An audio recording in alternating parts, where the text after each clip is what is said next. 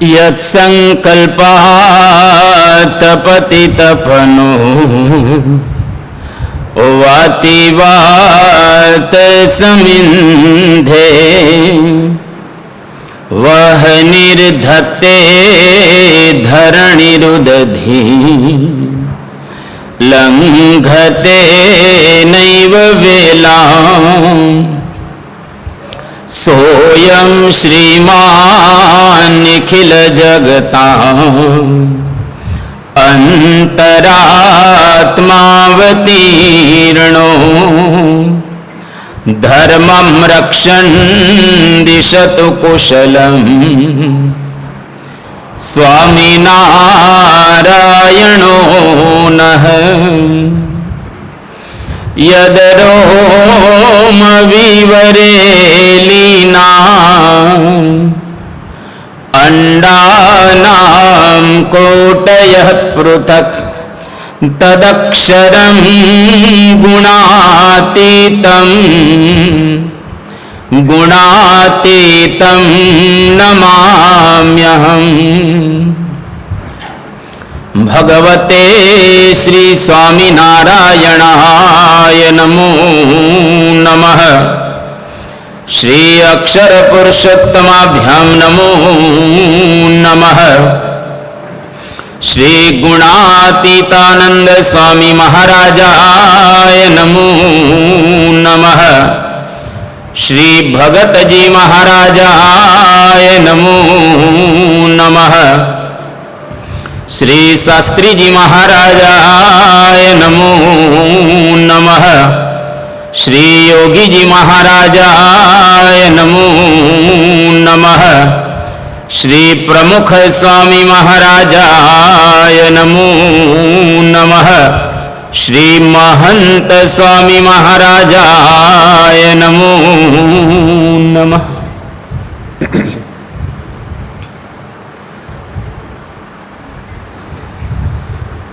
પરમ પૂજ્ય મહંત સ્વામી મહારાજ જેઓના આપણે ચરિત્રોનું ગાન અને પાન કરી રહેલા છીએ. સંતના ચરિત્રો આપણા ગુરુહરિ પરમ પૂજ્ય મહંત સ્વામી મહારાજના ચરિત્રો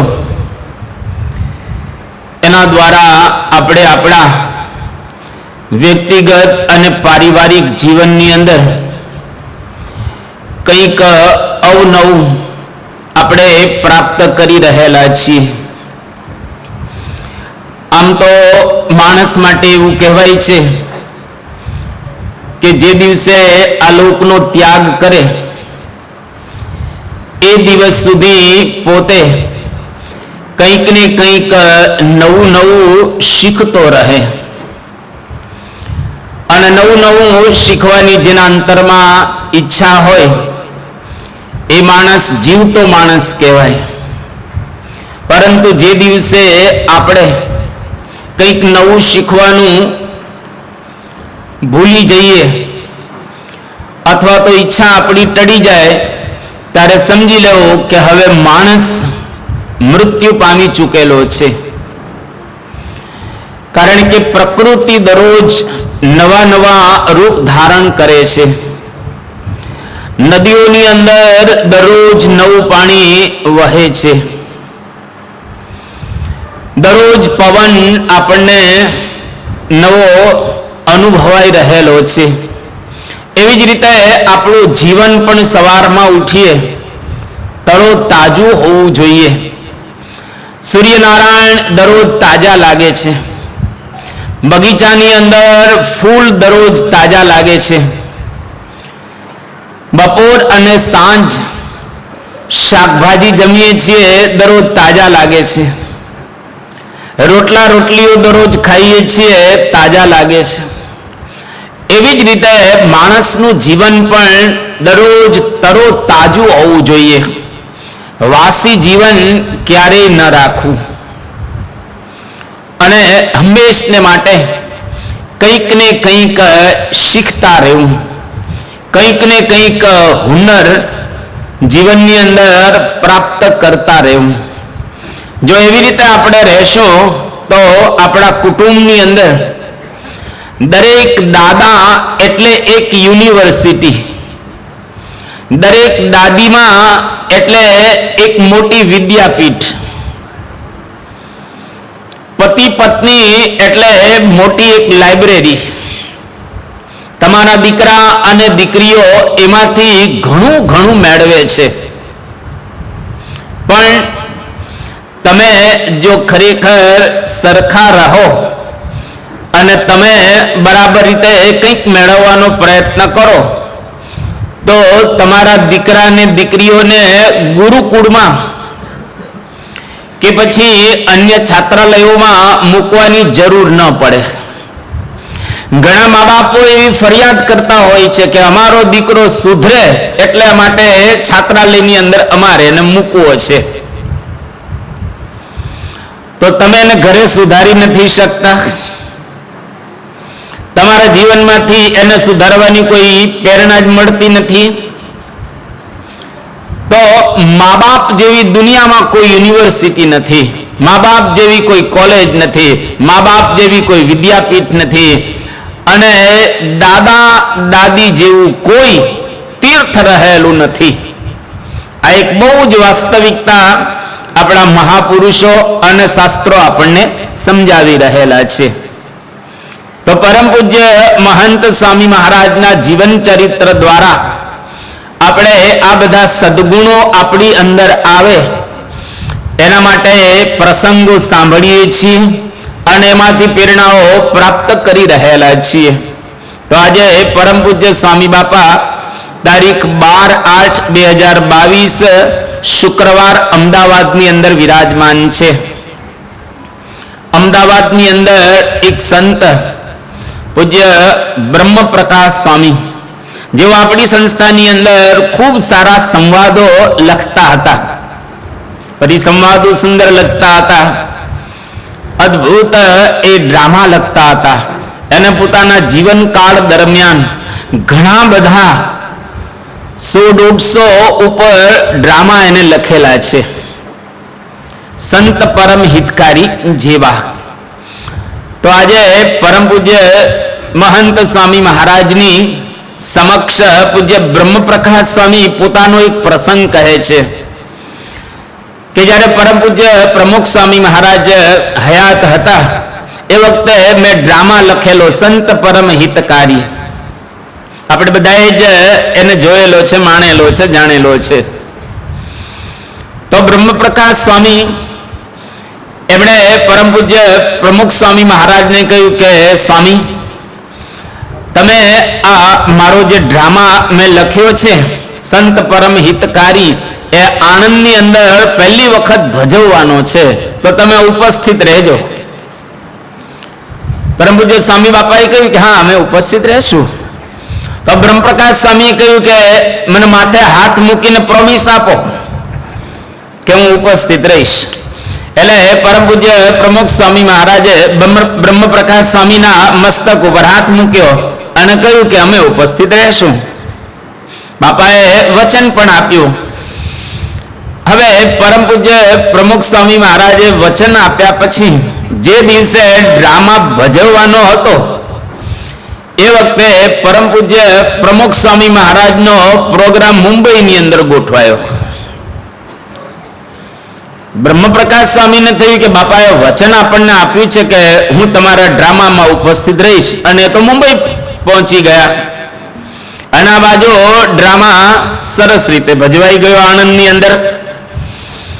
અને પરમ પૂજ્ય સ્વામી બાપા 1 મહિના પછી મુંબઈથી પૂજ્ય બ્રહ્મપ્રકાશ સ્વામીને કહે છે કે તમારો ડ્રામા અમે સારી રીતે જોયો.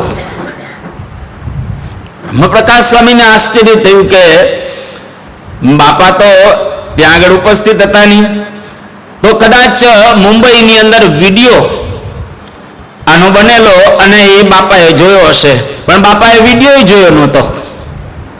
અને છતાં એ પરમ પૂજ્ય પ્રમુખ સ્વામી મહારાજે કહ્યું કે તમારો ડ્રામા અમે સારી રીતે જોયો. એટલે બ્રહ્મપ્રકાશ સ્વામીને આશ્ચર્ય આ હતું અને વર્ષો સુધી એ આશ્ચર્ય પાછું રહ્યું બાપા કોઈ દિવસ ખોટું બોલે નહીં. અને બાપાએ મને કહ્યું કે તમારો ડ્રામા જોયો, અને બાપાએ તો જોયો નથી મુંબઈ જોયો, નથી અહીંયા આગળ આણંદની અંદર જોયો, અને છતાંય બાપા એવું બોલ્યા કે તમારો ડ્રામા અમે સારી રીતે જોયો. પછી તો પરમ પૂજ્ય સ્વામી બાપા ધામમાં ચાલ્યા ગયા. અને 2016ની સાલ પરમ પૂજ્ય મહંત સ્વામી મહારાજ ગાદી ઉપર પોતે આવ્યા. અને ગાદી ઉપર આવ્યા પછી બ્રહ્મપ્રકાશ સ્વામીને ખ્યાલ આવ્યો કે આણંદની અંદર પહેલી વખત મેં જ્યારે ડ્રામા પ્રસ્તુત કરેલો હતો એ વખતે પરમ પૂજ્ય મહંત સ્વામી મહારાજનો પ્રોગ્રામ ત્યાં આવવાનો કોઈ હતો જ નહીં. પણ અચાનક જ શું થયો અને પરમ પૂજ્ય મહંત સ્વામી મહારાજ આ ડ્રામાની અંદર પધારેલા. આજે ખ્યાલ આવ્યો કે મહંત સ્વામી મહારાજ દ્વારા પરમ પૂજ્ય પ્રમુખ સ્વામી મહારાજે મારો ડ્રામા જોયેલો છે. આ તાળો હવે મળ્યો. અત્યાર સુધી અણઉકેલ તાળો હતો, પ્રશ્ન હતો, એનું સોલ્યુશન આજે પ્રાપ્ત થયું. તો સત્પુરુષો જે કંઈ બોલતા હોય છે એ અગમ વાણી આપણને એની અંદર ગમ ન પડે, આપણને એનો ખ્યાલ પણ ના આવે. પણ પરમ પૂજ્ય સ્વામી બાપાએ આ પ્રકારે વાત કરી. મહંત સ્વામી મહારાજની સમક્ષ આ બધી વાતો ચાલતી હતી. અને પરમ પૂજ્ય મહંત સ્વામી મહારાજને પૂજ્ય બ્રહ્મપ્રકાશ સ્વામી કહે છે કે સ્વામી, હું આપને પ્રાર્થના કરું છું, અત્યારે મારી તબિયત સારી નથી. અને ખરેખર એમની તબિયત સારી ન હતી. અને સ્વામી બાપાને પ્રાર્થના કરી કે મને અંત સમયે અક્ષરધામમાં લઈ જજો. લેવા આવશો ને, લઈ જશો ને? ત્યારે પરમ પૂજ્ય મહંત સ્વામી મહારાજે 100% અમે તમને અક્ષરધામમાં લઈ જશું. ગેરંટી પરમ પૂજ્ય સ્વામી બાપાએ એ આપી કે અંતકાળ તમારો આવશે એટલે અમે તમને અક્ષરધામની અંદર લઈ જશું. જો સત્પુરુષો આપણને ગેરંટી આપે, સત્પુરુષોની અગમ વાણી એની અંદર આપણને કશું ખ્યાલ ના આવે, પણ એની અંદર જો આપણે જોડાઈ રહીએ, એની અંદર બરાબર નિષ્ઠા રાખી અને સંલગ્ન રહીએ તો સત્પુરુષ આપણા યોગ અને ક્ષેમનો તમામ પ્રકારનું વહન કરે. એટલે મોટા પુરુષને વિશે નિષ્ઠા અને ભક્તિ બે રાખવા, અને જેમ કહે એ પ્રમાણે કર્યા રાખવું. જો આટલું કરીએ તો આપણી ભક્તિને અંગીકાર કરે અને અંત વખતે આપણને ચોક્કસ લેવા માટે પણ વધારે ગેરંટી કદાચ બધાને આપે કે ન આપે, પણ આપણા માટે ગેરંટી જ રહેલી છે કે અંત અવસ્થાએ આપણને ચોક્કસ લેવા આવશે જ. મહારાજે પણ વરદાન આપેલું છે. ભક્ત ચિંતામણીની અંદર નિષ્કુળાનંદ સ્વામીએ કહેલું પણ છે કે મારા જનને અંતકાળે જરૂર તેડવા આવવું. અમારું બિરુદ છે, એ કોઈ દિવસ બદલાશે નહીં. તો અહીંયા આગળ પરમ પૂજ્ય સ્વામી બાપા તારીખ 18/8/2022 ગુરુવારનો દિવસ છે. પરમ પૂજ્ય સ્વામી બાપા અમદાવાદની અંદર વિરાજમાન છે.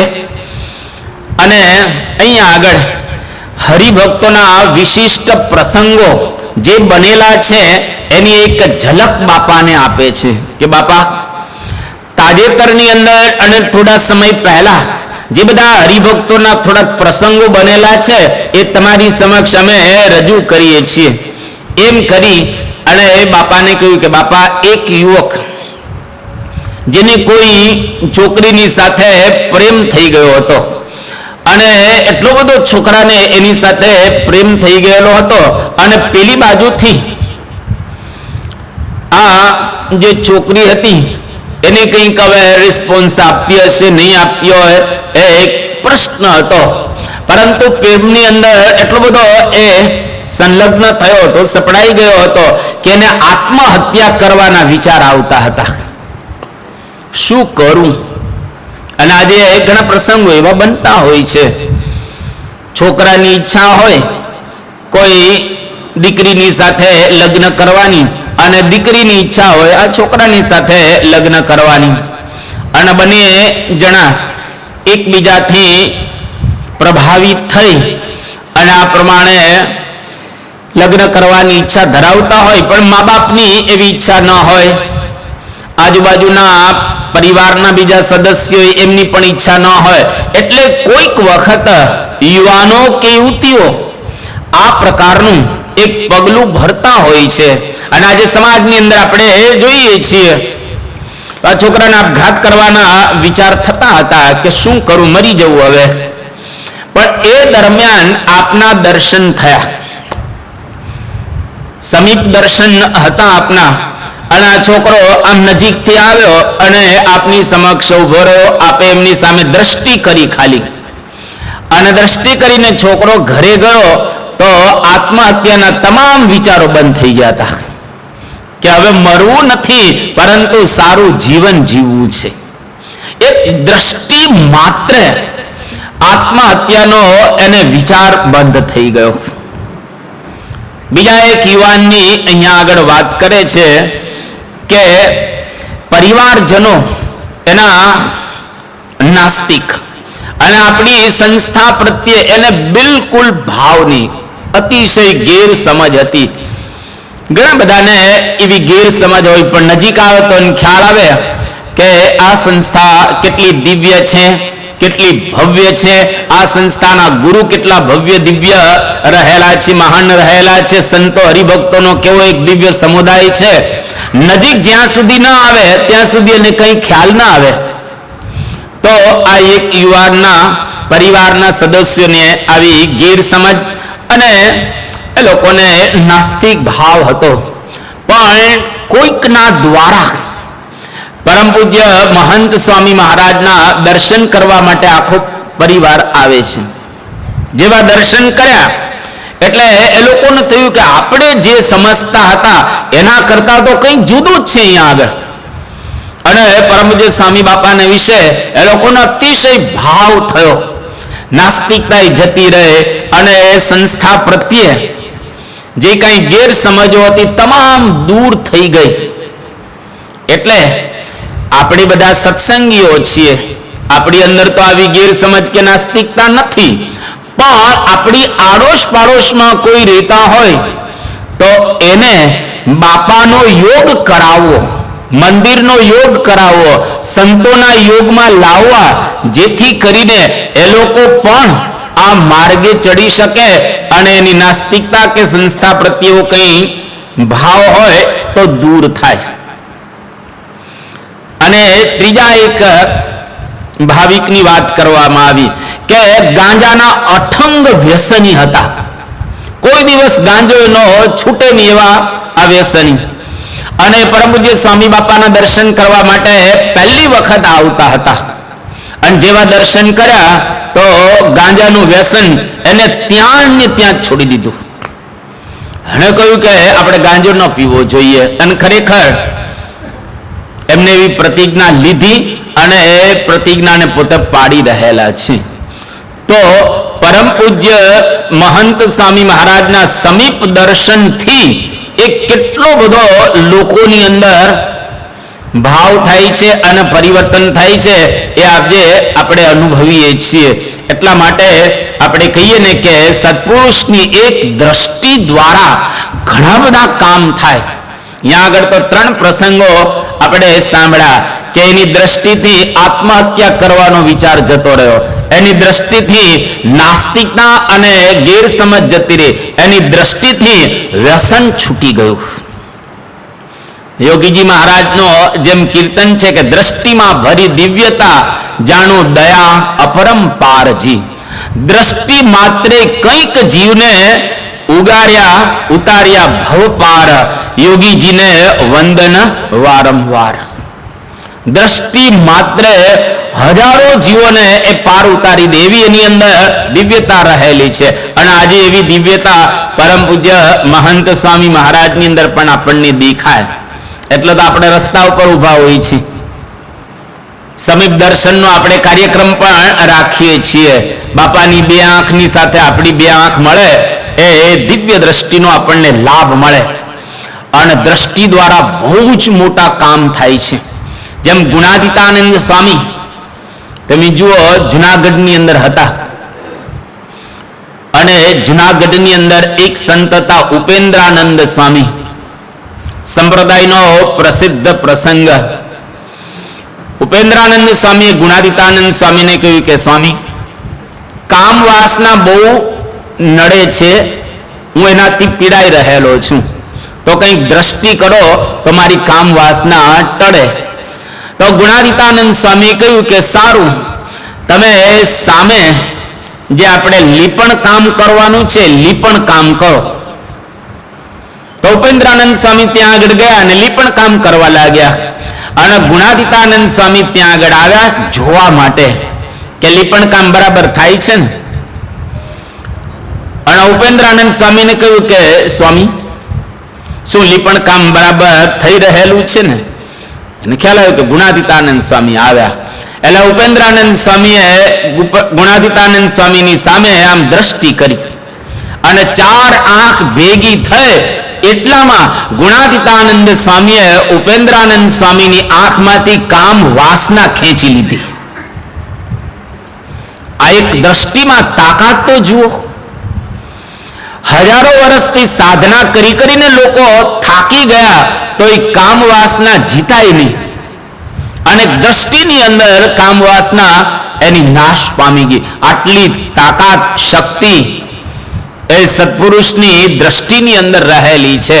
એટલા માટે સત્પુરુષની દ્રષ્ટિ મળે એવો કંઈક આપણે પ્રયત્ન કરવો. અને આપણે તો બાપા આવે ત્યારે કંઈક ને કંઈક એવા પ્રોગ્રામો ગોઠવતા જ હોઈએ છીએ. એક વખત ગુણાતીતાનંદ સ્વામી વડતાલ જતા હતા અને જાગા સ્વામી પણ વડતાલ જતા હતા. બંને જુદા જુદા ગાડામાં બેઠા અને ગુણાતીતાનંદ સ્વામીનું ગાડું એક રસ્તેથી આમ જતું હતું અને જાગા સ્વામીનું ગાડું પણ બીજા રસ્તેથી જતું હતું. એક જગ્યાએ બંનેના ગાડા ભેગા થઈ ગયા.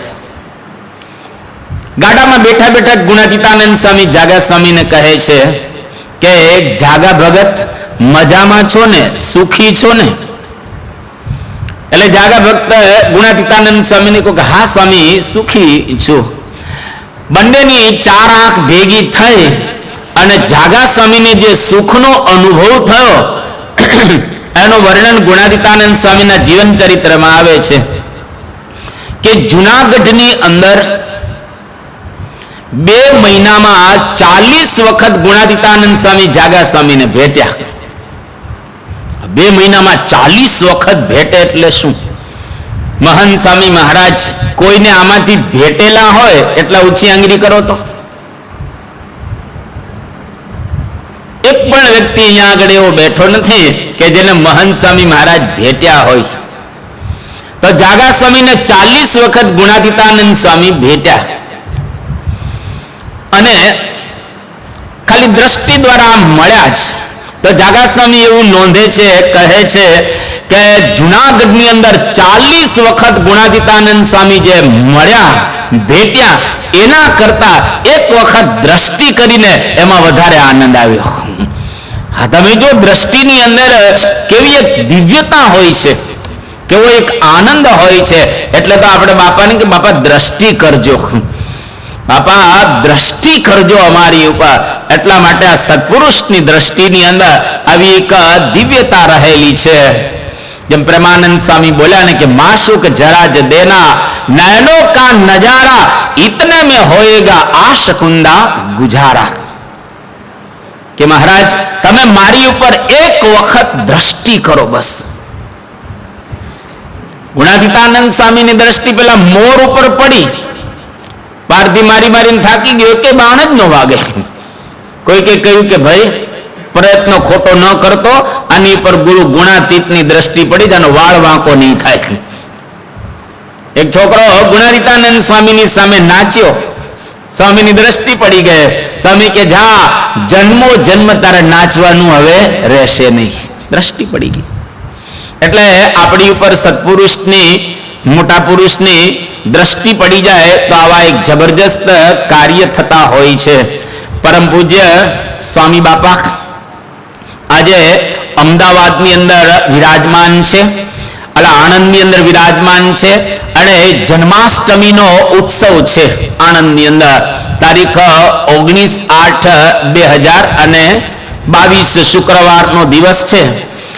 હવે સ્વામી બાપાના આશીર્વાદ આજે જન્માષ્ટમી નિમિત્તે આપવામાં આવ્યા અને સ્વામીએ એક અદ્ભુત વાત કરી. આમ તો કૃષ્ણ ભગવાનના ચરિત્રો એનો બધો કાર્યક્રમ સભાની અંદર પ્રસ્તુત થયો અને એમાં પરમ પૂજ્ય સ્વામી બાપાના આશીર્વાદનો વારો આવ્યો ત્યારે સ્વામી બાપા બોલ્યા કે સામાન્ય માણસની દ્રષ્ટિ ન પહોંચે એવા ભગવાનના ચરિત્રો હોય છે. એમ કરીને બાપા એક પ્રસંગ કહ્યો ત્યાં આગળ કે કૃષ્ણ ભગવાન જરાસંધની સાથે 17 વખત હાર્યા અને રણ છોડીને ભાગી જાય. જ્યારે છેલ્લું સમય આવે તો કૃષ્ણ ભગવાન રણ છોડી દે અને યુદ્ધનું મેદાન છોડીને ભાગી જાય. દર વખતે પેલો જરાસંધ કૃષ્ણ ભગવાન ભાગી જાય એટલે શોધવા નીકળે અને જેટલું સૈન્ય લઈને આવેલો હોય તમામનો ખાત્મો બોલાવી દે ત્યાં ત્યાં. અને ભગવાન હવે નક્કી કરે કે હવે આ જરાસંધને રહ્યો છે એકાદો બે, તો એ વખતે પોતે નીકળી જાય, ભાગી જાય. હવે આપણને એવું લાગે કે આ ભગવાન યુદ્ધમાં ભાગી ગયા, પણ એની પાછળનું રહસ્ય બાપા અહીંયા આગળ કહે છે કે રહસ્ય એ રહેલું છે. કૃષ્ણ ભગવાન વિચારે છે કે મારે ક્યાં અસુરોને શોધવા, એટલે આ અસુર બધેથી શોધી લાવે એક જગ્યાએ અને એક જગ્યાએ પછી આપણે એને ઉડાડી દઈએ, નાશ કરી દઈએ. 17 વખત જરાસંધ અસુરોની મોટી સેના લઈને આવે, ભગવાન બલરામ વગેરે એનો નાશ કરી નાખે. 18મી વખત આવ્યો, ભગવાને જાણ્યું કે હવે ખલાસ થઈ ગયા છે અસુરો, હવે આનો વારો. એટલે 18મી વખત એનું સમાધાન કર્યું, એનો ઉદ્ધાર કર્યો, એનો મોક્ષ કર્યો. તો અહીંયા આગળ સ્વામી બાપાએ કહ્યું કે ભગવાનના ચરિત્રો એની અંદર આપણને ખ્યાલ ના આવે. જેવા ભગવાન કૃષ્ણચંદ્રના ચરિત્રો છે એવા જ શ્રીજી મહારાજના પણ ચરિત્રો અલૌકિક હતા. એ ચરિત્રોની અંદર આપણને ખ્યાલ ના આવે, કારણ કે ઘણી વખત મહારાજ છે એ એવું ચરિત્ર કરે આપણે એની અંદર ભૂલા પડી જઈએ, પરંતુ ભગવાન દિવ્ય છે, ભગવાન અલૌકિક છે, એની અંદર આપણને કોઈ ગતાગમ પડે નહીં. એટલે ભગવાન અને સંતના ચરિત્રોની અંદર બસ આનંદ લેવો. અહીંયા આગળ સ્વામી બાપા એક સુંદર વાત કરી કે ભગવાનના ચરિત્રોને અલૌકિક જાણો તો દાસ ભાવ દ્રઢ થાય. ભગવાન દિવ્ય છે, દિવ્યતાની કોઈ વ્યાખ્યા જ નથી, એટલું યાદ રાખવું. બસ દિવ્ય એટલે દિવ્ય. ભગવાન જે પણ કરતા હશે તમામ દિવ્ય. એક વખત શ્રીજી મહારાજ ગરડા માતાની સળી તોડી. સળી ભગવાન આમ આપણે ઘણી વખત નહીં બેઠા હોય છે પેલી લીલી કાર્પેટની અંદર, અને એમાં એકાદું નાનું કાણું હોય ને આપણી આજુબાજુ, તો જ્યારે આપણે ઊભા થઈએ ને સભા પછી મોટું થઈ જાય ત્યાં, કારણ કે આમાં માંગડી ફેરવા જ રાખીએ આપણે, એમ કરી મોટું કરી નાખીએ આપણે. જો આપણી અંદર રહેલા સ્વભાવો કે પ્રકૃતિ. હવે મુક્તાનંદ સ્વામી મહારાજને આમ સળી તોડતા જોયા એટલે પૂછ્યું કે મહારાજ આ કયું ચરિત્ર તમે કર્યું? ત્યારે શ્રીજી મહારાજે કહ્યું કે એક બ્રહ્માંડ ભાંગ્યો અને એક બ્રહ્માંડની ઉત્પત્તિ કરી લો. હવે આપણને કઈ રીતે ખબર પડે કે એક બ્રહ્માંડ ભાંગી જાય ને એક બ્રહ્માંડની આમ ઉત્પત્તિ થાય ને? આમ આપણને આંખોથી કઈ દેખાતું નથી અને મગજથી સમજાતું નથી, પણ આ છે વાસ્તવિકતા. અગણિત વિશ્વની રે ઉત્પત્તિ પાલન પ્રલય હોય, અનંત વિશ્વની ઉત્પત્તિ કરે, પાલન કરે ને પ્રલય કરે સમયે સમયે. એક વખત ગુણાદિતાનંદ સ્વામી હવે સભા મંડપની અંદર આમ સોટી ફેરવવા લાગ્યા. આમ કેવું લાગે? મહંત સ્વામી મહારાજ આમ બેઠા હોય ને આમ સોટી ફેરવે તો આમ લાગે કેવું? સ્વામી આમ સોટી ફેરવતા હતા, બહાર નીકળ્યા, બહાર આમ સોટી ફેરવે. બધાને આશ્ચર્ય થયું કે આ ગુણાદિતાનંદ સ્વામી આમ સોટી ફેરવે છે, આ ચરિત્રની પાછળ શું રહસ્ય છે? સ્વામીને પૂછવામાં આવ્યું કે સ્વામી આ સોટી આપ ફેરવો છો એની પાછળ રહસ્ય શું છે? આ ગુણાતીતાનંદ સ્વામી કહો કે હું આ સોટી ફેરવું છું, આ સોટીને જેટલા જેટલા જીવો અડશે, સ્પર્શ કરશે, એ તમામનો મોક્ષ કરવો છે. હવે આપણે લાગે કે સોટી ફેરવી રહ્યા છે, પણ જેટલા જીવો એનો સ્પર્શ કરે એ તમામનો મોક્ષ. ચરિત્ર તો જો કેટલા અદભુત છે. એક વખત યોગી બાપા જામનગર ગયા હતા અને ત્યાં આગળ જગામેડી ગામ છે. જગામેડી ગામમાં પધરામણી યોગી બાપા કરીને પછી હવે આગળના સેન્ટરની અંદર જવા વિદાય લેતા હતા અને યોગી બાપાને એક હરિભક્ત કહી ગયા, બાપા મારા ખેતરે પધરામણી કરવા આવજો. યોગી બાપા કે સારું, અમે આવીશું તમારે ખેતર પધરામણી કરવા. અને યોગી બાપા નીકળતા હતા, પેલો ભૂલી ગયો મારે ખેતરે પધરામણી કરાવવાની, એ તો ભૂલી ગયો હતો ભાવમાં. તો યોગી બાપાએ યાદ કર્યું કે તમારે ખેતર આપણે જવાનું છે ને પધરામણી કરવા. પેલો કે હા હા સ્વામી હું તો ભૂલી ગયો, ચાલો. એમ કરીને યોગી બાપા ખેતર પધરામણી કરવા જાય છે. એને કહ્યું કે બાપા આ અમારું આખું ખેતર છે. યોગી બાપા કે સારું. બધા ત્યાં ઉભા હતા. હવે અચાનક જ યોગીજી મહારાજ બધાને ઉભા રાખીને યોગી બાપા ઉભા રહો એમ કરીને સામે બે ઝાડ હતા અને ઝાડની પાસે યોગી બાપા ગયા અને બે ઝાડને આમ થાપા મારે છે અને થાપા મારીને યોગી બાપા પાછા આવ્યા. તો હરિભક્ત પૂછી કે બાપા એ ઝાડને તમે આમ થાપા માર્યા એનું શું કારણ? ત્યારે યોગીજી મહારાજ બોલ્યા કે આ બે જીવ 10,000 વર્ષથી તપ કરે છે, આજે એનો મોક્ષ કર્યો. હવે આ ચરિત્ર આપણને કેવી રીતે સમજાય? 10,000 વર્ષથી તપ કરી રહેલા છે, આજે એનો મોક્ષ કર્યો. એટલા માટે વાડીએ પધરામણી કરવા આવ્યા. આ વાડીએ પધરામણી કરી એની પાછળનું આ રહસ્ય રહેલું છે. એક વખત પ્રમુખ સ્વામી મહારાજ અમેરિકાની અંદર પધરામણી કરવા જતા ને ભૂલા પડ્યા બાપા. અને પ્રમુખ સ્વામી મહારાજ ને રસ્તાના બહુ પાકા, જબરજસ્ત પાકા. સ્વામી એક વખત રસ્તે જાય ને એટલે પૂરું થઈ ગયું, એને બધું યાદ રહે.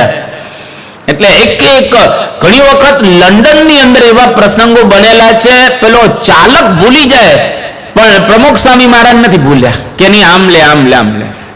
આવા પાવરફુલ હતા બાપા. પણ અમેરિકાની અંદર એક વખત પધરામણી ભૂલા પડ્યા અને ભૂલા પડ્યા એટલા અંદર ગયા તો એક શેરીની અંદર ત્યાં સ્ટ્રીટો એની અંદર બાપાની ગાડી ઊભી રહી અને બાપાની ગાડી ઊભી રહી ત્યાં 2-4 માણસો આપણા ગુજરાતીથી આવી ગયા અને કહ્યું કે સ્વામીજી કઈ પ્રોબ્લેમ? એ કે ના કઈ પ્રોબ્લેમ નથી, પણ અમે ભૂલા પડ્યા છીએ. એવું સ્વામી બોલે એની પેલા ડ્રાઈવર બોલી ગયો કે બાપા કીધા સ્વામીજી ભૂલા પડ્યા છે ને હવે અમારે આ એડ્રેસ ઉપર જવું છે. અને બાપા ત્યાંથી આમ થોડાક વળતા હતા, ત્યાંથી આમ નીકળતા હતા ને ત્યાં એક ભક્ત આમ દૂરથી સ્વામીને જોઈ ગયો અને સત્સંગી હતો, વર્ષો પહેલા સત્સંગી હતો અને અમેરિકામાં ગયા પછી સત્સંગ બધો ભૂલાઈ ગયો હતો એને. અને આમ દોડતો આવ્યો અને ઓહ સ્વામી તમે? સ્વામી કે તું? સ્વામી એને એવી રીતે કહે છે કે સ્વામી કે તું અહીંયા આગળ? એ કે હા બાપા હું થોડા વર્ષો પહેલા અમેરિકા આવ્યો છું પણ સત્સંગ બધો ભૂલાઈ ગયો છે અને હું તો આ બધું ભૂલી ગયો છું. એટલે સ્વામી બાપાએ ત્યાં આગળ કહ્યું કે અમે ભૂલેલાને રસ્તો બતાવવા માટે ભૂલા પડ્યા, અમે ભૂલેલાને રસ્તો બતાવવા માટે ભૂલા પડેલા. જો આ ચરિત્ર આપણે જોઈએ તો આપણને એવું લાગે કે સત્પુરુષ ભૂલા પડ્યા છે, પરંતુ સત્પુરુષ ભૂલા નથી પડ્યા. આપણા જેવા કેટલાય ભૂલા પડ્યા હોય એને માર્ગ બતાવવા માટે સત્પુરુષ ભૂલા પડતા હોય છે. માર્ગ ભૂલેલા જીવન પથિકને માર્ગ ચિંધવા ઉભો રહું.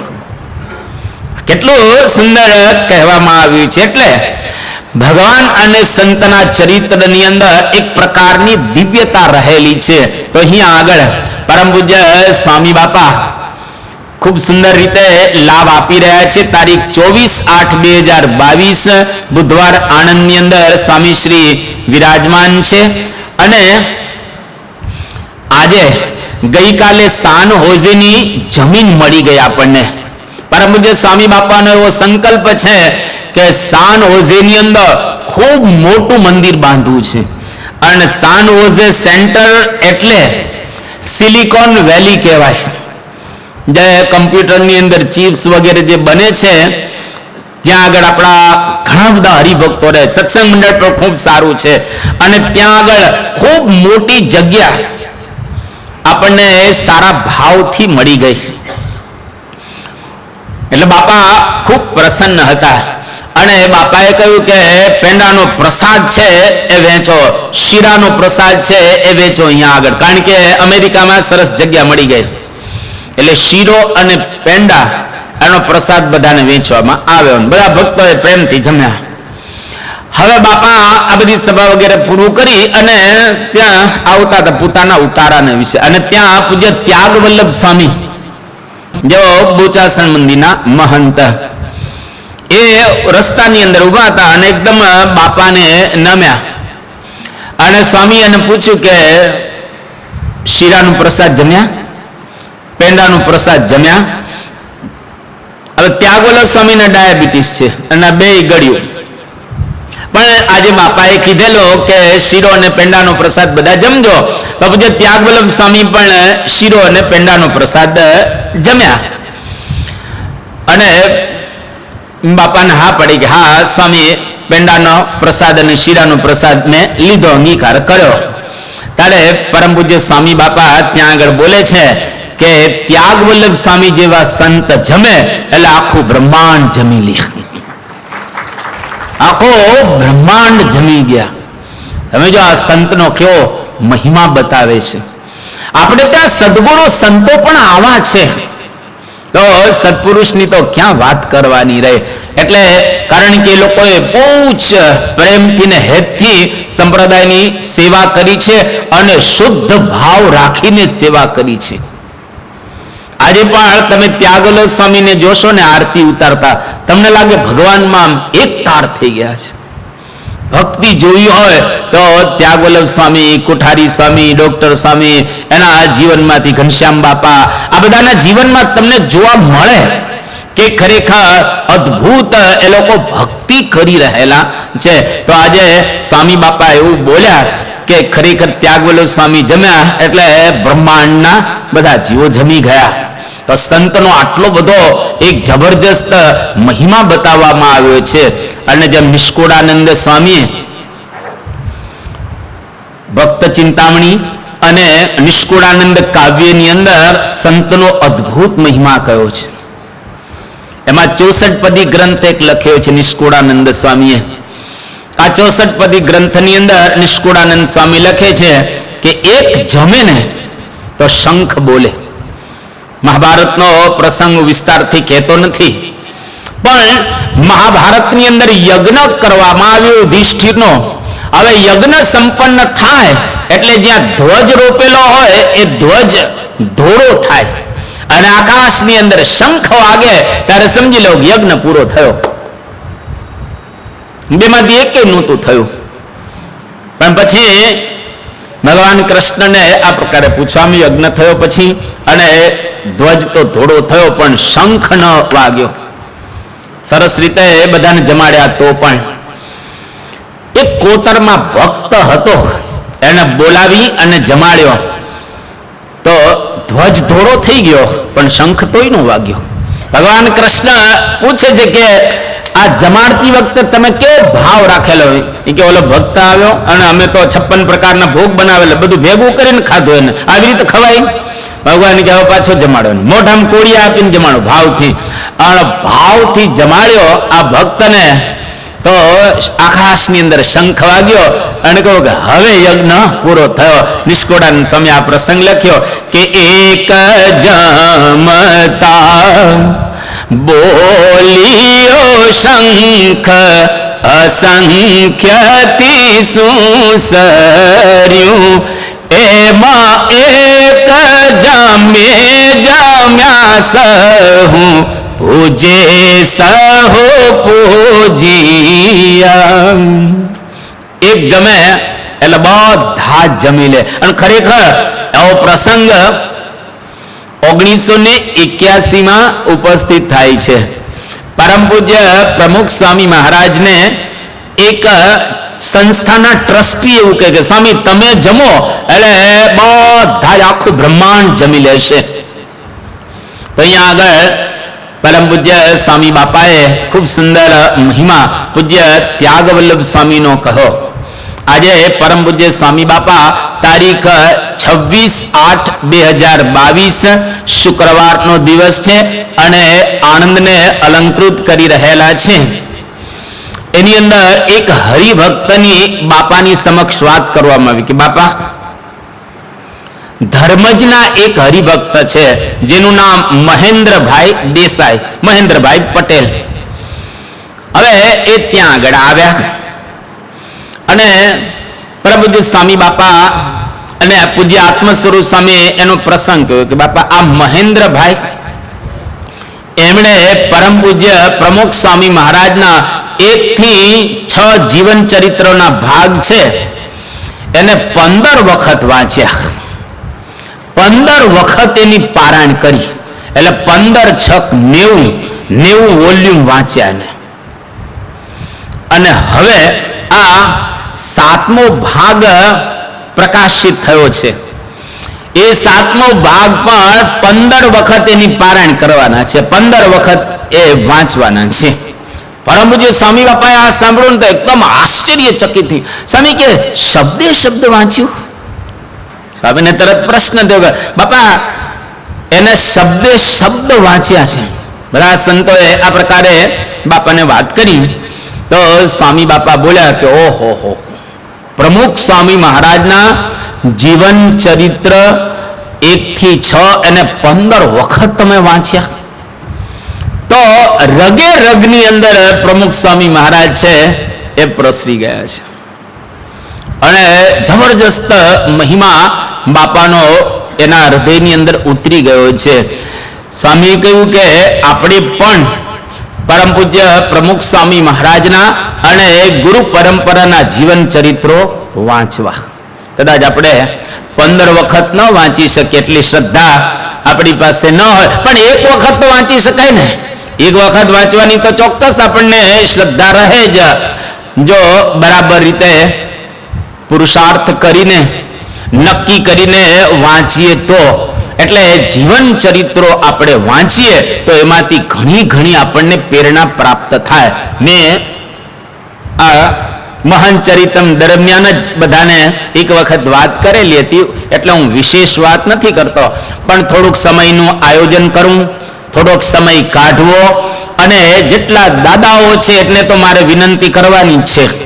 મેં ઘણી વાર કરી છે, પણ હવે તમારી પાસે દરેકની પાસે મોબાઈલ આવી ગયા છે. આમાં એક પ્રશ્ન આપણે પૂછી લઈએ. જેની પાસે મોબાઈલ ન હોય એ ઊંચી આંગળી કરો.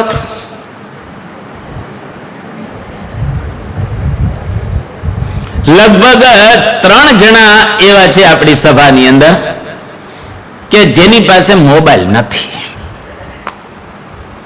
અને અહીંયા નહીં લાવે, ઘરે તો હશે કદાચ પાછું. અને હવે આ દાદા મારી સામે બેઠેલા છે, તો એ દાદાને તો સ્વાભાવિક રીતે જરૂર પડે જ નહીં, ઉંમર મોટી થઈ ગઈ છે એટલા માટે.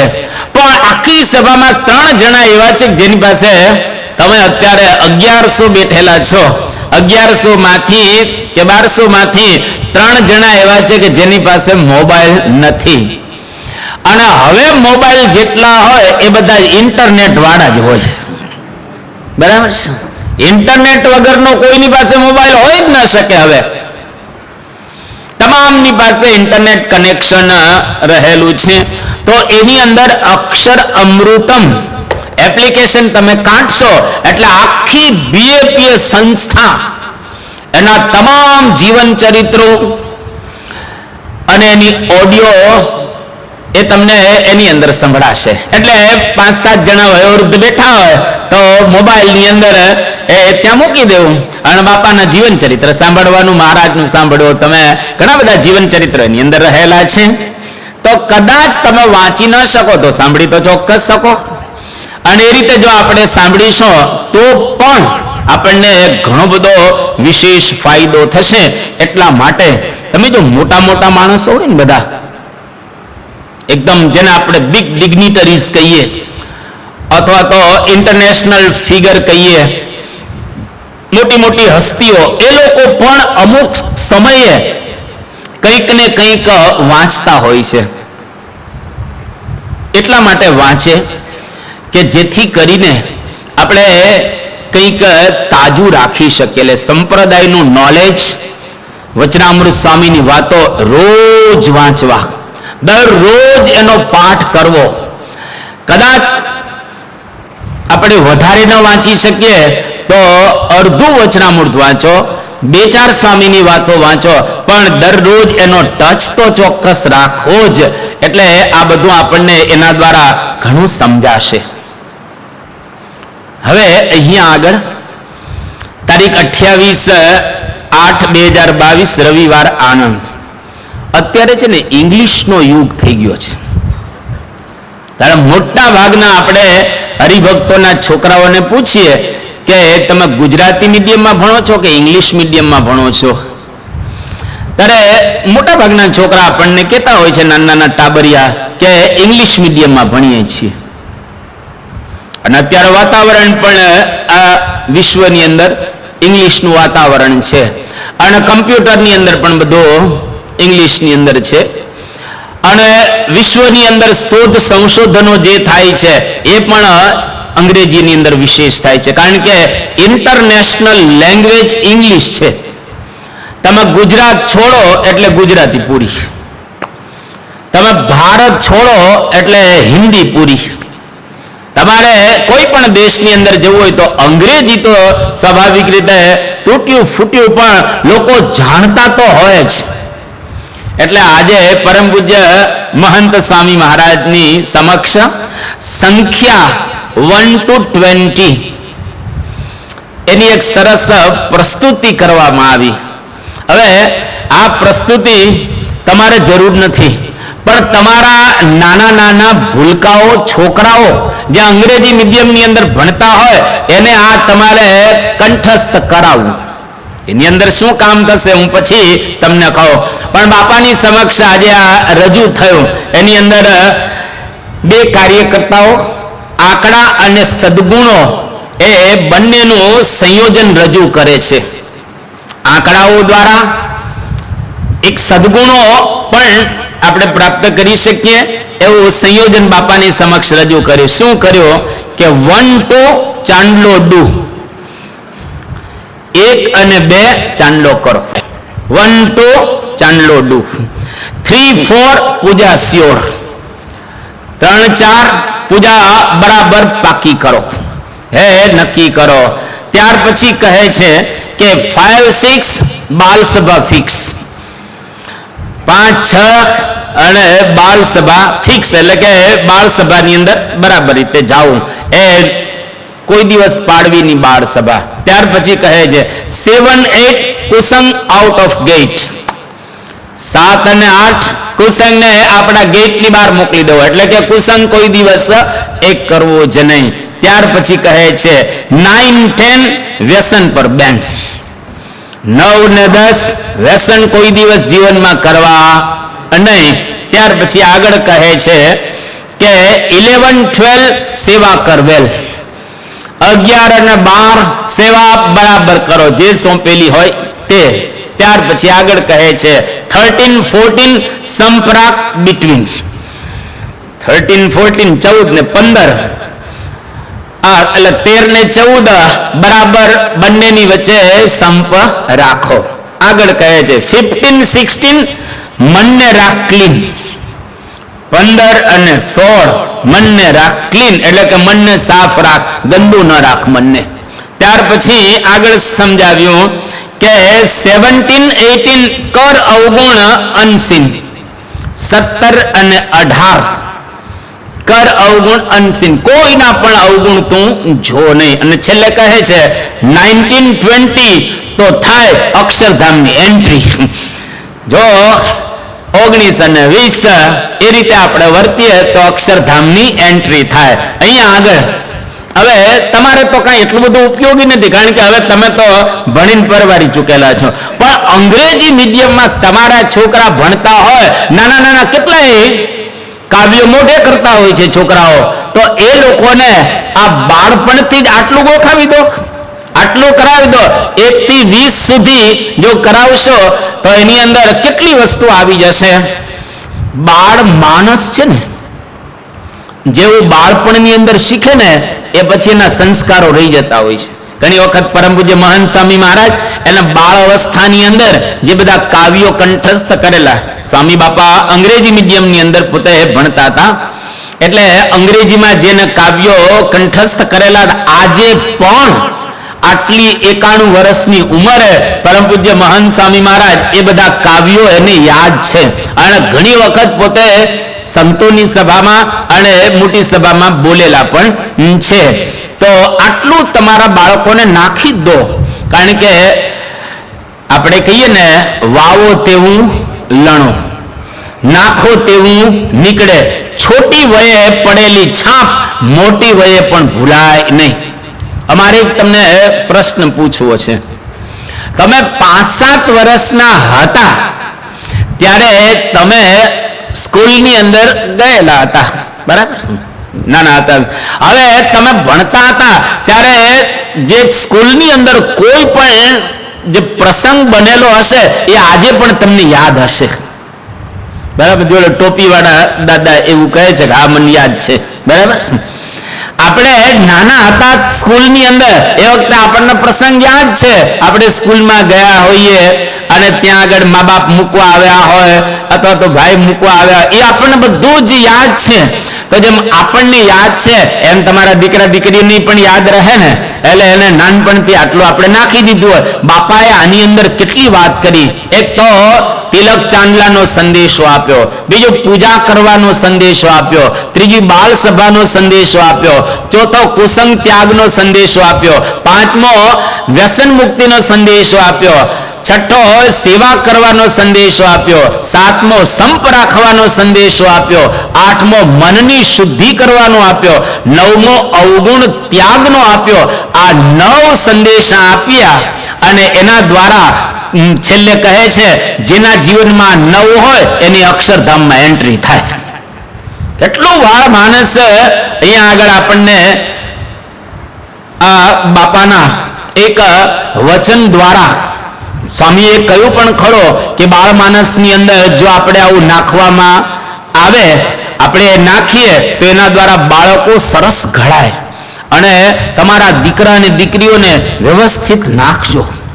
અમે ઘણા ઘરે જઈએ છીએ, એક વસ્તુ અમને કોમન દેખાય છે કે લગભગ આમ 99.99% કહીએ તો એ અતિશયોક્તિ નથી. 99.99% મા બાપ પોતાના છોકરાને પૂજા પાઠ આતે એની ઉપર ધ્યાન જ નથી આપતા.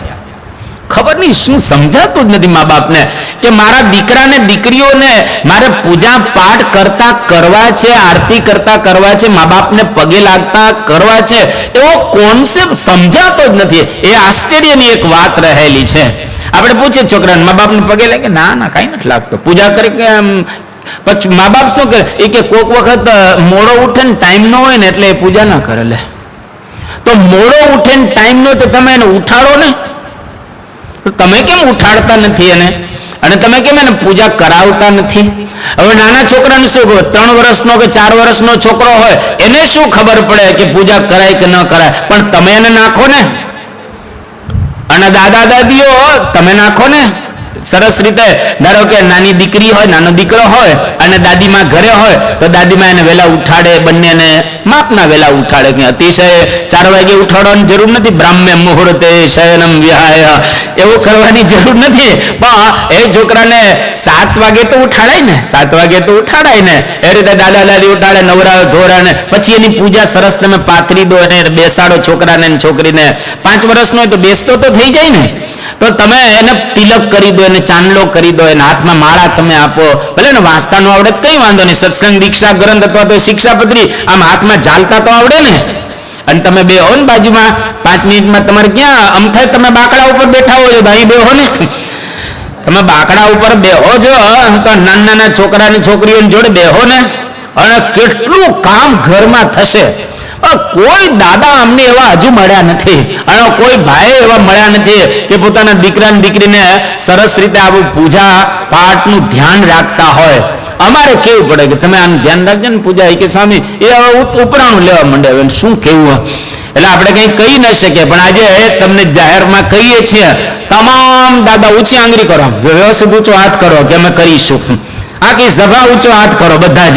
તમારા ઘરની અંદર દીકરા અને દીકરીઓને પૂજા પાઠ કરતા કરીશું અને એ લોકો પર ધ્યાન રાખીશું અમે. બસ આ બાપા કેટલું સુંદર આપણને માર્ગદર્શન આપી રહેલા છે. એ પ્રમાણે તમે કરશો તો તમારી પેઢીઓની અંદર સત્સંગ બરાબર જળવાશે અને પાછલી અવસ્થામાં તમને કોઈ વાંધો આવશે નહીં. તો આવો સંદેશો પરમપૂજ્ય સ્વામી બાપાની સમક્ષ આ પ્રસ્તુત થયો, એમાંથી સ્વામી શ્રી આપી રહ્યા છે.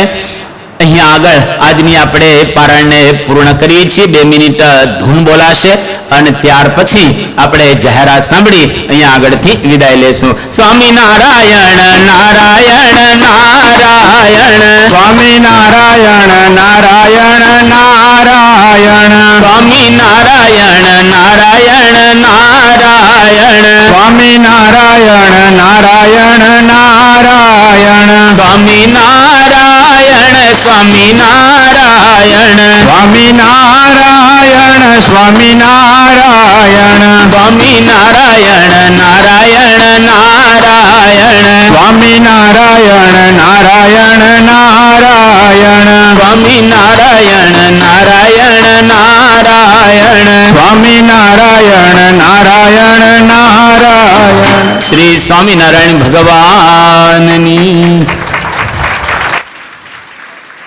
શ્રી સ્વામિનારાયણ